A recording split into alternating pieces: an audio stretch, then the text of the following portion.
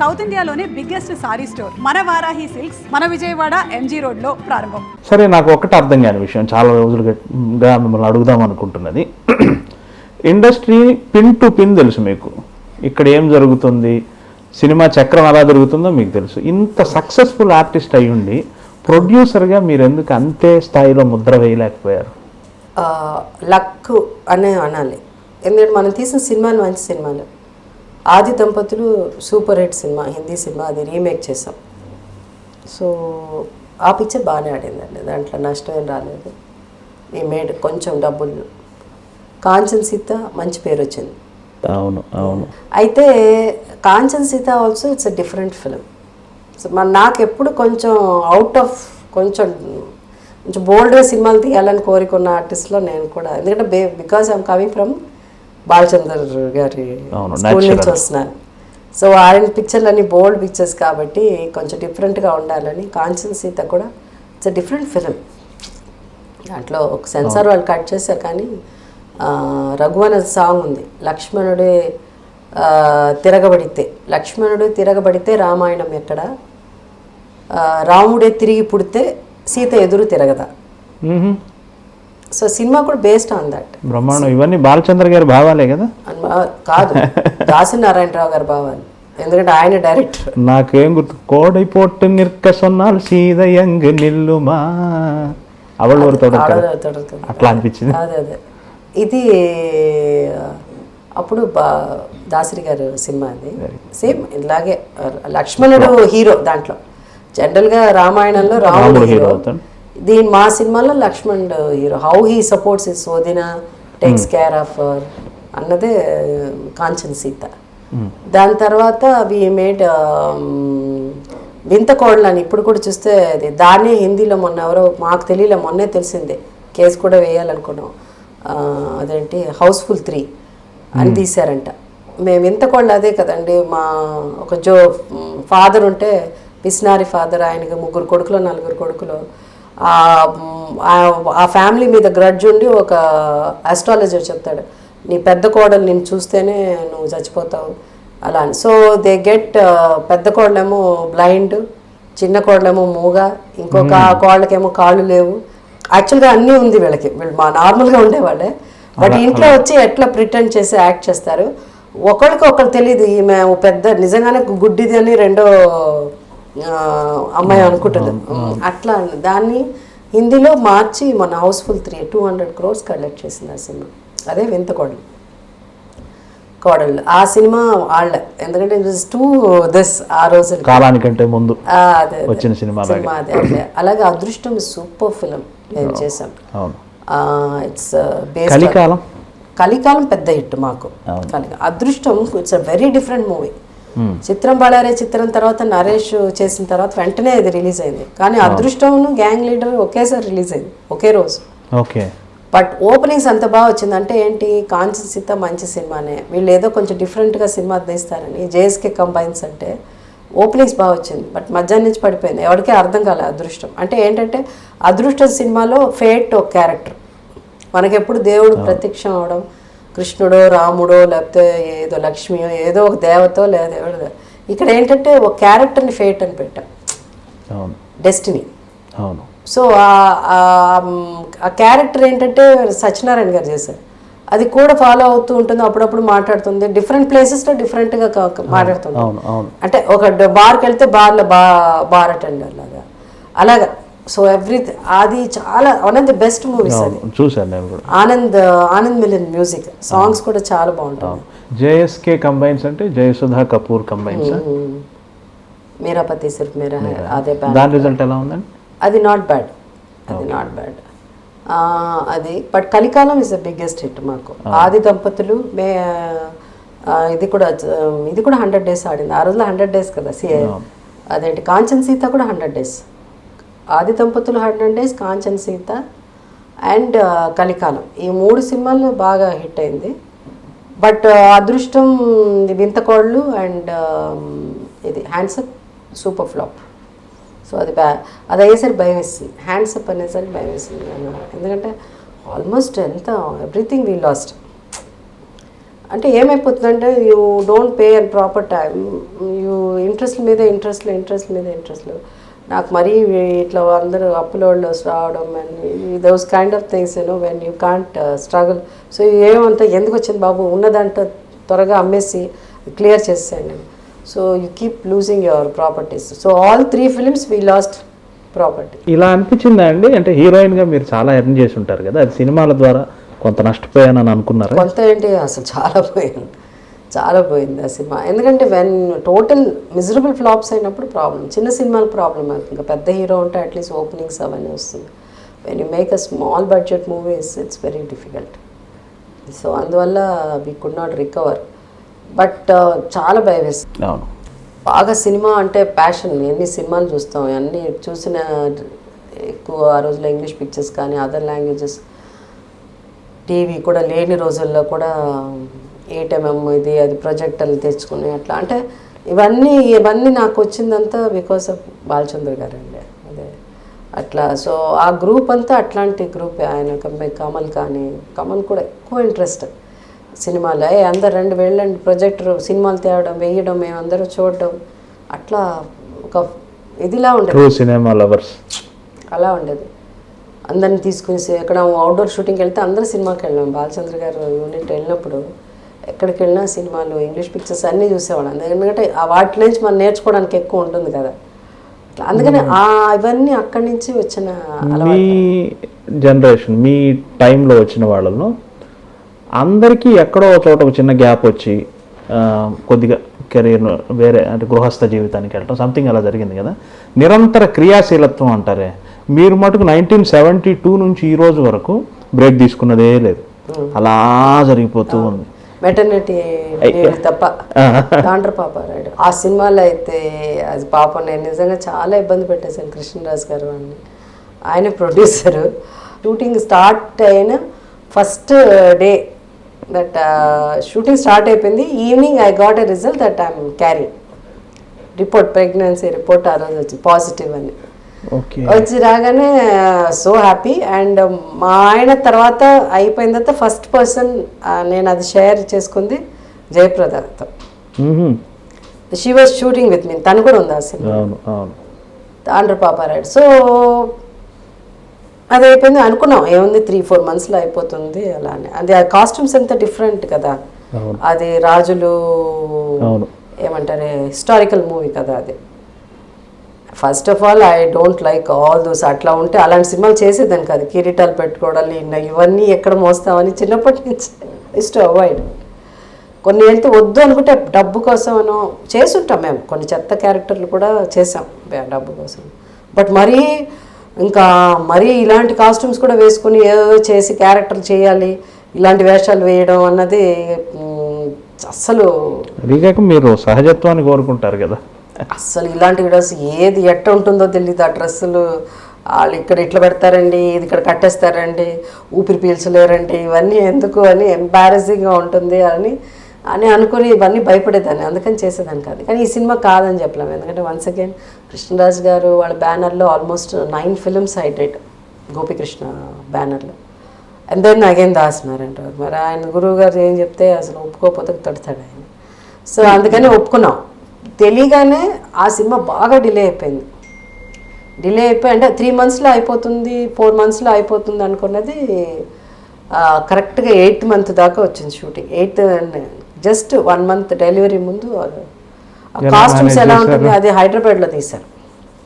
అక్కడ హైదరాబాద్లో అప్పుడు ఏదో నేను అంటే ఎండ చెన్నైలో విపరీతమైన ఎండ ఇది ఉంటే అప్పుడు నేను చెప్పాను, నేను చెన్నైలో షూటింగ్ చేయను. రాజుగారు చెప్తారు నీ కోసమని, నువ్వేమో చెన్నైలో చేయను, నువ్వు హైదరాబాద్లో పెడితేనే చేస్తాను, నువ్వు అంతా టార్చర్ చేస్తావు నన్ను అని. ఎండ అంటే ఆ కాస్ట్యూమ్స్ వేసుకోలేకపోయాను, వేడికి చెమటలు పోసేసినది. 8 months అంటే ఇంట్లో అపోట్. సో ఇక హైదరాబాద్లో కొంచెం వాతావరణం చల్లగా ఉంటుంది అనేసి ఇంకా ఐ థింక్ జూలైలోనూ ఇప్పుడు ఐ షార్ట్ ఇన్ హైదరాబాద్. ఎలా ఎనర్జైజ్ అవుతారు అని నేను అడుగుతున్నాను. ఇన్ని సంవత్సరాలు 45 సంవత్సరాలు ఒకే శృతిలో పనిచేస్తూ వెళ్తున్నారు కదా, అలసట కానీ ఏమీ లేదు. ఇప్పుడు కూడా సెట్కి అలాగే ఫ్రెష్గా వస్తారు, అలాగే పనిచేస్తారు. అంటే ఒకటండి, I'm so use to it. Cinema అన్నది అలవాటైపోయింది పని. మా పిల్లలు చెప్తారు, అమ్మ నువ్వు పని లేకుండా ఇంట్లో కూర్చుంటే మాత్రం I don't think you will survive also అలా. మీకు కొంచెం జూనియర్ కదా శ్రీదేవి గారు, ఆవిడతో నేను కలిసి పనిచేశాను ఒక యాడ్ ఫిల్మ్ కోసం. ఆ టైంలో నేను ఆవిడని అడిగాను, ఎందుకు మేడం కంటిన్యూస్ చేయొచ్చు కదా, ఏమి అంటే ఖాళీ ఎందుకు మీరు అలా కోరుకుంటున్నారు ఎందుకు అని. నెరియ పనిరుకం ఇని ఎన్న పండ్రదు అని ఆవిడ అన్నారు. కానీ అటువంటిది మీలో కనిపించదు. ఇప్పటికి యూత్తో పోటీ పడి చేస్తూనే ఉంటారు. శ్రీదేవి వచ్చి ఇంకా చిన్న పిల్లగా ఉన్నప్పటి నుంచి చేస్తున్నది, 4-5 years నుంచి చేస్తున్నది. దాని తర్వాత అంటే తన ఆలోచన ఏంటో మనకు తెలియదు. బట్ నాదంటే నేను అట్లా యాజ్ స్టార్టెడ్ ఏజింగ్, నా ఏజ్ ప్రకారంతో పాటు క్యారెక్టర్స్ కూడా అలాగే. నేను 12 కాపురంలో జమున గారు పెద్ద హీరోయినే కదా. అంటే మీరు చెయ్యాలనుకోవడమే కాకుండా ఇండస్ట్రీ మీకోసం అలా స్పేస్ ఉంచుతూ వస్తుంది కదా. అంటే ఎక్కడో ఒకటి నేను చెప్పాను గర్ల్ నెక్స్ట్ డోర్ అన్నది కూడా ఆ ఫీల్ అలాగే కంటిన్యూ అయిపోయి మంచి మంచి గొప్ప క్యారెక్టర్లు చేయడం. దాని తర్వాత ఒక తల్లి అంటే ఓకే, తల్లి అంటే ఇలాగే ఉండాలి, ఆ సహజత్వం అన్నది ఎక్కడో help me to continue as a mother also. అవును, ఇప్పటికి కూడా ఇండస్ట్రీలో మీకు సబ్స్టిట్యూట్ లేదు. బొమ్మరిలో మదర్ కావాలంటే మీరే, సీతమ్మ వాకిట్లో సిరిమల చెట్టు మదర్ కావాలంటే మీరే, శతమానం భవతి మదర్ కావాలన్నా మీరే. అవును, అంటే ఇట్స్ మోర్ లైక్ మన ఇంట్లో మన తెలుగు మన ఇళ్ళల్లో ఎట్లా మాట్లాడుకుంటామో అలా మాట్లాడుకుంటాం కదా. అందుకని ఇంక సినిమాలో క్యారెక్టర్ వచ్చినప్పుడు కూడా అలాగే మాట్లాడతాను. అల్లెస్ అక్కడ ఏదో చాలా డ్రామటైజ్ చేసి ఆ డైలాగ్ అటు ఉంటే అప్పుడు ఇబ్బంది పడతాను, తెలిసిపోతుంది నేను యాక్ట్ చేస్తున్నానని. లేదు అది న్యాచురల్గా ఉంటే డైలాగ్ ఉంటే మాత్రం నేను ఇంట్లో మాట్లాడినట్టే మాట్లాడతాను అంతే. హీరోయిన్ల మధ్య గొడవలు ఉంటాయి, అది సహజం, మామూలుగా ఏదో సెట్లో ఉంటాయి కదా. కానీ గొప్ప స్నేహం కూడా ఉంటుంది. మీరు జయప్రద గారి స్నేహం చూస్తే చాలామంది అసలు ఆశ్చర్యపోవాలి, ఏమి ఒకే రంగంలో ఉంటూ ఇన్ని ఏళ్ల స్నేహం ఎలా సాధ్యపడింది? అంటే తెలుగులో వచ్చేసరికి నేను జయప్రద ఎక్కువ ఫ్రెండ్స్ అని అందాన్ని. యాక్చువల్గా నాకు ఇంకో 2 ఫ్రెండ్స్ కూడా ఉన్నారు, వాళ్ళు శ్రీప్రియ గారు అండ్ రాధిక గారు. ఇన్ఫ్యాక్ట్ నేను మా ఇల్లు రెనోవేషన్ జరిగినప్పుడు ఒక 3 ఏళ్ళు నేను రాధిక ఇంట్లోనే ఉన్నాను. మా పిల్లలు, నేను, మా వారు, మా అమ్మ అంటే మా అమ్మ మా నాన్నగారు అప్పుడు ఉండేవారు. సో ఇన్ఫ్యాక్ట్ నేను రాధిక ఇంట్లో ఉన్నప్పుడు మా నాన్నగారు కూడా ఈ పాస్ట్ అవి. సో అట్లా మేము అంతా ఫ్రెండ్స్, రాధిక నేను అలాగే శ్రీప్రియ ఇప్పటికి కూడా మేము అట్లాగే కంటిన్యూ అవుతున్నది ఆ ఫ్రెండ్షిప్. ఇన్ఫ్యాక్ట్ లాస్ట్ జయలలిత గారి గురించి మాట్లాడుతున్నాం, లాస్ట్ రాధిక కూతురు మ్యారేజ్లోనే శశికళ గారు వచ్చారు. ఎందుకంటే అప్పటికి కొంచెం ఆమెకి హెల్త్ బాగోట్లేదని అందరికీ మాకు తెలుసు. సో ఎక్కడికి రావట్లే జయలలిత గారు బయటికి. ఈమె వచ్చారు పెళ్ళికి. వస్తే నేను చెప్పా, ఈసారి తప్పకుండా అమ్మని కలవాలి నేను, మీరు ఎట్లానే ఏర్పాటు చేయండి. అలా నితిన్ గారిని పరిచయం చేశాను శశికళ గారికి. సో ఫస్ట్ శశికళ గారిని జయలలిత గారు నాకు పరిచయం చేశారు. ఎప్పుడంటే I think 80s Chennai to Delhi flight ఉండేది, డైరెక్ట్ చెన్నై ఢిల్లీ వయా హైదరాబాద్. అప్పుడు ఏ 300 పెద్ద ఫ్లైట్ ఉండేది, 300 ఫ్లైట్. 320 వచ్చే ముందు 300 కదా. సో ఆ టైం అది ఆ 300 ఫ్లైట్ ఉన్నప్పుడు మ్యాసివ్ ఫ్లైట్ అది అసలు మనకి. సో అందరూ 300 ఫ్లైట్ అది. దాంట్లో మార్నింగ్ 6 o'clock ఉంటుంది ఆ ఫ్లైట్. చెన్నై 6 o'clock 4 o'clock లేవాలి. పెద్ద తలకాయ నొప్పి మాకు ఆ ఫ్లైట్ అంటే. కానీ అది ఎక్కువ యూస్ఫుల్, ఎందుకంటే అక్కడ 6 అంటే within 1 hour we're here. 9 o'clock shooting, 9:30కి అంతా సెట్కి వచ్చేసేవాళ్ళం. సో అట్లా ఆ ఫ్లైట్లో ప్రయాణం చేస్తున్నప్పుడు జయలలిత గారు ఢిల్లీ వెళ్తున్నారు. సో ఆమె ముందే వచ్చేసరికి కూర్చునేసారు ఎయిర్క్రాఫ్ట్లో, నేను వెనకాల ఉన్నాను. సో ఐ జస్ట్ ఎంటర్ అవ్వగానే ఫ్లైట్ లోపలికి ఎంటర్ అవ్వగానే ఫ్రంట్ సీట్లో ఆమె కూర్చుని అన్నారు. నన్ను చూడగానే నేను ఆమెకు నమస్కారం పెట్టాను. నమస్కారం పెట్టగానే చాలా was very happy. She said this is Sasikala. First time పరిచయం చేశారు. This is Sasikala, she's my friend, and this is Jayasudha, she's very sweet and very good actress. చాలాసేపు ఆమెకి చెప్తా ఉన్నారు, తమిళ్లో పరిచయం చేశారు. సో అది మా మొదటి 89 ఆ టైంలోనే ఇంకా మచ్ ఇంకా I think she was MP or Rajya Sabha 84 ఆ టైంలో 84 ఆ టైంలో అనమాట. సో అట్లా అది ఫస్ట్. సో నేను మొన్న లాస్ట్ ఇది చెప్పాను శశికళ గారికి, ఎట్లానా ఈసారి కలవాలండి అమ్మని అంటే అలాగే అలా అన్నారు. అంతే. ఇట్ వాస్ అంతే కదా. రాధిక వాళ్ళ కూతురు ఆగస్ట్ 29th ఇప్పుడు పెళ్ళైంది. సో మా జయలలిత గారి జనవరియా మొన్న జనవరి. ఇంకొకటి అంటే మీరు ఈ ప్రశ్న అడిగినాక నాకేంటి సంబంధం, నన్ను ఎందుకు అడుగుతున్నారు అనొచ్చు. శ్రీదేవి గారి గొడవ, జయప్రద గారి గొడవ గురించి అసలు చాలా మంది చాలా రకాలుగా చెప్పుకుంటారు కదా. టగ్ ఆఫ్ వార్ అంటే మీరిద్దరికి సన్నిహితులు కాకపోయినా జయప్రద గారికి సన్నిహితులే కదా. అసలు ఏమిటండి, ఎందుకు గొడవ వాళ్ళిద్దరికి? యాక్చువల్గా ఈ జరిగినప్పుడు నాకు ఏం తెలియదండి. కారణం ఏంటంటే జయప్రద శ్రీదేవి అప్పటికి హిందీ ఫీల్డ్కి వెళ్ళిపోయారు. తెలుగు టోటల్గా ఈ గొడవ అక్కడ గొడవ మర్చిపోయారు. వాళ్ళకి తోఫా ఆ టైంలో జరిగింది. సో అప్పుడు ఇక్కడ జరిగింది కాదు అది, తెలుగు సినిమాల్లో జరిగింది కదా ఇది. అది ఆ నేరం హిందీ సినిమాది, తెలుగు అది కాదు. సో పెద్దగా నాకేం తెలీదు. వాళ్ళు ఏదో పెడతారు ఇవన్నీ నేను అంతవరకు వెళ్ళినండి. ఎందుకు గొడవ పడ్డారు ఏది ఇంత. నేను జయప్రదని కూడా ఎప్పుడు అడిగింది లేదు ఎందుకే ఏంటి. జయప్రద నేనైనా కూడా మా ఫ్రెండ్స్ అయినా కూడా ఎప్పుడు డీప్గా పర్సనల్ విషయాలు పెద్దగా అంతగా షేర్ చేసుకున్నా, లేకపోతే తన్ని బలవంతం చేసి అడగడము అది బెస్ట్ అండి ఫ్రెండ్షిప్లో. అన్లెస్ కొన్ని ఫ్రెండ్షిప్ డిఫరెంట్. అది సేమ్ థింగ్. ఇప్పుడు రాధిక నేనంటే we stay together, we travel together, that's a different. They know everything. Sripriya గారు కానీ అట్లా. జయప్రద అంటే మేము ఎక్కువ మోర్ యాజ్ అ సినిమా ఇదిగా అట్లా ఒక డిస్టెంట్ ఫ్రెండ్షిప్ ఉంటుంది చూడండి, అది అలా మెయింటైన్ చేస్తాం. తను హిందీ ఫీల్డ్కి వెళ్ళిపోయినా తను లేదు కదా ఇక్కడ, కానీ అది అలా మెయింటైన్ అవుతూ వచ్చింది. అందుకని ఎక్కువ పర్సనల్ విషయాలు, జయప్రద పర్సనల్ విషయాలు ఏమీ పెద్దగా నేను ఎప్పుడు అడగను, నాకు తెలియదు కూడా. ఇంటర్వ్యూ చేసినప్పుడు ఇంతమంది హీరోలతో పనిచేశారు కదా, శోభన్ బాబు గారు, ఇంతమంది ఎక్కువ సాన్నిహిత్యం, ఎక్కువ ఫ్రెండ్షిప్ మీకు శోభన్ బాబు గారితో ఉందనుకుంటా కదా. శోభన్ బాబు గారు అండ్ చంద్రమోహన్ మాడ్లోనే మీరు ఇద్దరు కలిసి నటించారు కదా. ఎక్కువ సరదా పడేది చంద్రమోహన్ గారితో యాక్ట్ చేసేటప్పుడు. చాలా సరదాగా ఉండేది, ఎందుకంటే తను ఒక హీరోలా బిహేవ్ చేశారు కదా ఆయన. సో అందుకని ఎక్కువ పిక్చర్లు కూడా నా హీరోయిన్ ఓరియంటెడ్ ఫిల్మ్స్ అంతా ఎక్కువ చంద్రమోహన్ గారితో చేశాను. So that way I was very very comfortable. సాధక బాధకాలు పంచుకునే అంత అదే ఇంతకుముందు కూడా చాలా ఇంటర్వ్యూస్లో చెప్పాను. శోభన్ బాబు గారు అందరి కథలు వింటారు ఆయన.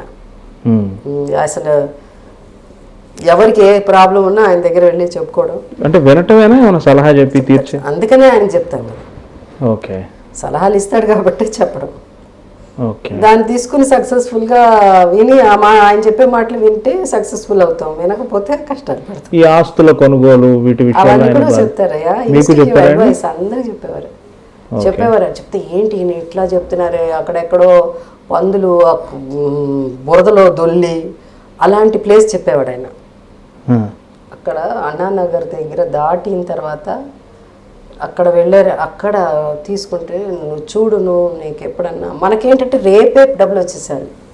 ఓకే, ఇప్పుడు 100 రూపాయలు పెట్టామంటే రేపే రావాలి. అలా ఉంటే మనకి ఏదన్నా ఆయన ఎప్పుడో పైగా వెళ్ళి అటు చూస్తూ ఉంటే ఈ గార్బేజ్ అంతా తీసుకొచ్చి వేసేసి డంప్ యార్డ్ లాగా, గార్బేజ్ డంప్ యార్డ్స్ అవి, దాని పందులు తర్వాత అది స్మోక్ కాల్చి ఏదో భయంకరంగా ఉండేది ఆ ఏరియా. అలాంటి ఏరియా చెప్పేవారు. దాని పక్కన అది అంటే ఎట్లా అసలేనే అదే ప్లేస్. ఇప్పుడు మీకు 1 ఎకరం కొనాలంటే కూడా 30 crores. అది 1 ఎకరం 30-40 crores. అది ఆ పందులు దొరికింది. ఆయన అలాంటి ప్లేస్ చెప్పేవారు. ఆయన ముందే తెలుసు. Use to do lot of research, homework బాగా చేసేవారు. అసలు very good business man in sense of property wise. Real estate is good at real estate. అది కానీ మనకు అర్థమయ్యేది కాదు కదా అలా. బట్ అది కలిసి రావాలండి. అది ఎందుకండి మీ జనరేషన్, మీ టైం ఉన్న హీరోయిన్లు మొత్తం అంటే అప్పుడు సంపాదించిన ఆస్తిని మొత్తం నిలుపుకోవటంలో అంత యాక్టివ్గా లేరు ఎందుకు? ఇప్పుడున్న జనరేషన్తో కంపేర్ చేస్తాను. అదే నేను ఆ ఉద్దేశం. అదే మీరు కానీ శ్రీదేవి గారు కానీ ఇప్పుడున్న జనరేషన్ మీరు సంపాదించిన సంపాదన అదే ఇప్పుడు ఉంటే ఒక 5,000 crores అయిపోయి ఉండేది.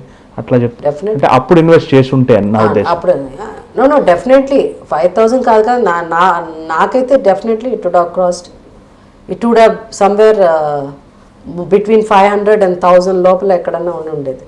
The kind of properties we had already ఉన్నది కూడా. మీరు ఊహించలేదా భవిష్యత్ పరిణామాలు ఇలా ఉంటాయి? ఐ మీన్ రియల్ ఎస్టేట్ ఇలా భూమి వస్తుంది, ఇలా మనం జాగ్రత్త పడి ఉండాలి. జాగ్రత్త పడి ఉండాలంటే ముందు సినిమా తీయకూడదు, ఓకే, ఆ జాగ్రత్తలు తీసుకోవాలి. ఇవన్నీ పోయింది అక్కడే కదా. మోస్ట్ ఆఫ్ ది మూవీస్ చాలండి. If you can't pay 1 crore, if you have 2 crores profit అయిపోతుంది కదా. ఓకే, అంటే 1 crore మనం పే చేయాలి అనుకోండి, దానికి ఇంట్రెస్ట్ అయిపోతుంది. అది 2 crores టచ్ అయిపోతుంది. ఈ ఇల్లేమో 2.5 crores. ఇంకా అమ్మేస్తే ఏమొస్తుంది? 50 లక్షలు. So you end up like that. అట్లా ఆ 50 lakhs మళ్ళీ తీసుకెళ్ళి తెలివితేటలతో ఎక్కడన్నా శోభన్ బాబు గారు చెప్పారే అలాంటి చోట్ల ఇన్వెస్ట్ చేస్తే ఆ 50 పర్వాలేదు, ఆ 50 కూడా ఖర్చు పెట్టేస్తాం ఈ లోపల అయిపోతుంది.